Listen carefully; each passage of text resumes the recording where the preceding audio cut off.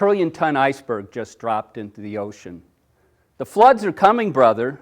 The forests are already burning. The warm water sharks are circling our cold water beaches, and the nuclear bombers are roaming the Alaska coast, while we inebriate ourselves with the constant cocktail chatter of social media. Cattle prodded into 9-second attention spans, we find ourselves alone, as disconnected as Camus' Stranger, worried that we just might be on the eve of destruction.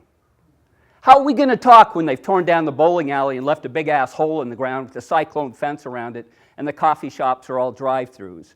We chain smoke our way through the cable news, channel surf through the dating sites, the porn sites, Googling for an answer. But the search engines show us only a caricature of the truth, and shopping therapy just fills up the closet, stacks up the halls. What are we going to do?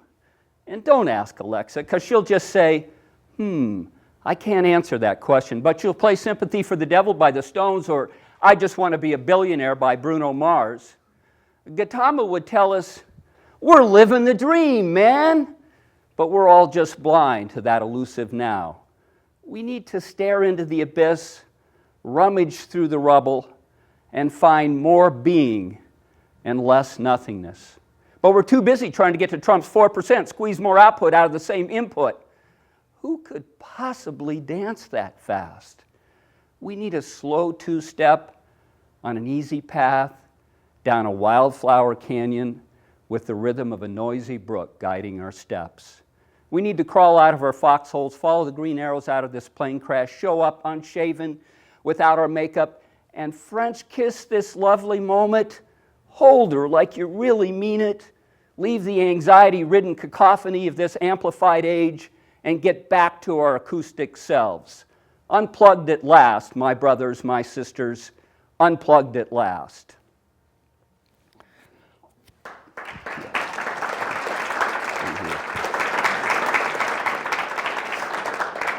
I think we underestimate the stresses of our nuclear-armed, fast-paced digital society.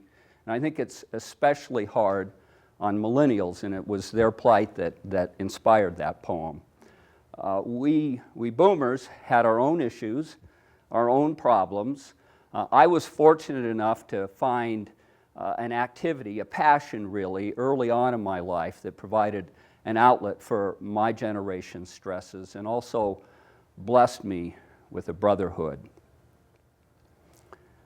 Barely old enough for pubic hair, we were Peter Pan's lost boys, dancing amongst lonely boulders and forgotten fairy tale mountain meadows, flower-strewn and lush green from snowmelt. We stood on top of snow-covered mountains, magically rising above cotton candy clouds, and sent make-believe yodels into the blue void.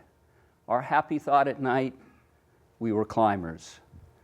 Then St. Helens, with her beautiful white curves, exploded.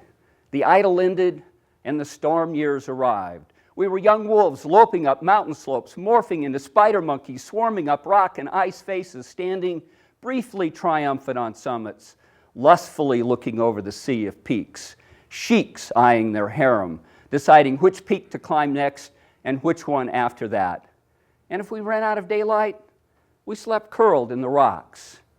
We sat terrified on high alpine ledges, the smell of lightning, flashing death daggers, hail piling up like frozen popcorn.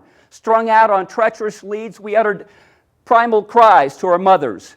We huddled shivering in deep freeze lockers hacked out of ice.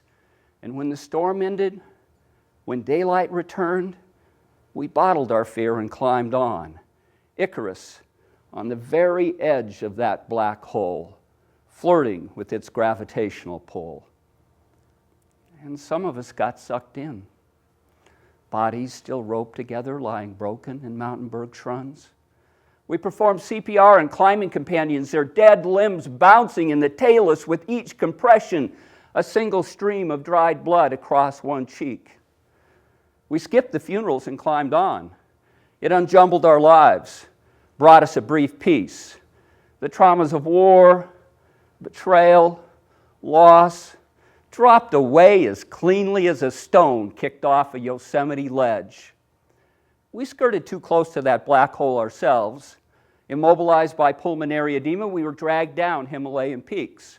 Knocked senseless by rockfall, we were helicoptered to hospitals. We took falls, fracturing ankles, shattering shoulders. Hobbled, we climbed on. We became old men with sun-scarred necks, ancient white bark pines weathered and curled leeward by mountain winds. But our bodies are not statues frozen marble white like Mallory's on Everest, so we limp out the door to climb again. Not because it's there, but because we still need unjumbling. We still crave tranquility, because every time we tie that rewoven figure eight, on the other end of the rope, there's a brother whose eyes burn as brightly blue as deep glacier ice, a fellow lost boy, still dancing in fairy tale meadows. Thank you.